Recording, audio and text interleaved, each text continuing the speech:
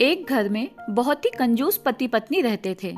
कंजूस इतने कि हर दूसरे तीसरे दिन खाने के वक्त किसी न किसी दोस्त या रिश्तेदार के घर पहुंच जाते।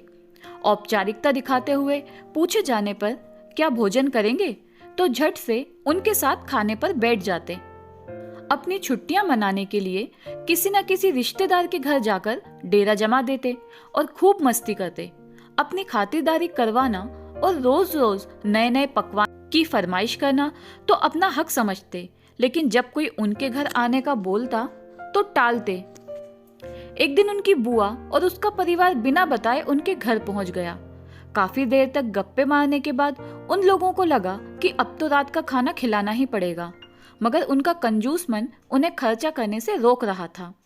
तभी एक उपाय सूझा।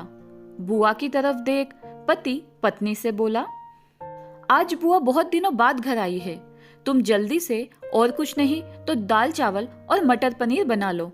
मटर पनीर का नाम सुनते ही पत्नी परेशान, जब देखो मुंह उठाकर चले आते हैं, अब मटर पनीर पर इतना खर्चा करो।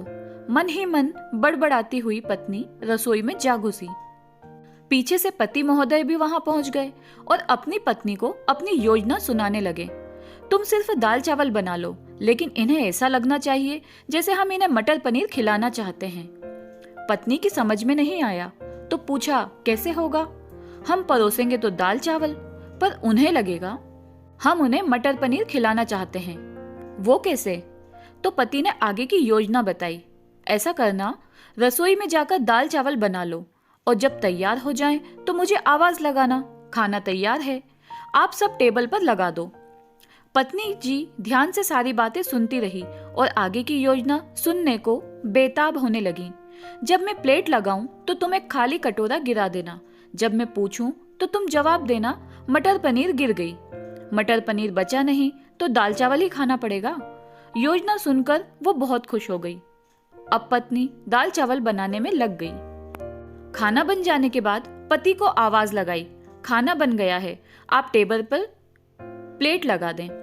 पति उठा और अलमारी से प्लेट लेकर टेबल पर लगाने लगा। तभी किचन से कुछ बर्तन गिरने की आवाज आई। पति ने पूछा, क्या गिरा दिया? तो पत्नी की तरफ से कोई जवाब ना मिलने पर रसोई में भाग कर आया। रसोई में दाल का कटोरा जमीन पर गिरा था। दोनों पति पत्नी को मानो सांप सूंघ गया हो। जब दाल गिर गई तो मटर पनीर का बहाना भी फेल हो गया। बड़े ही दुखी मन से उनको बाजार से दाल और मटर पनीर लाना पड़ा। फिर बुआ और उनके परिवार को परोसा तो कंजूस पति पत्नी को लेने के देने पड़ गए। चले थे पैसे बचाने और बाजार से खाना मंगाने पर दुगना पैसा खर्च हो गया। तो ये थी हमारी आज की कहानी। धन्यवाद दोस्तों।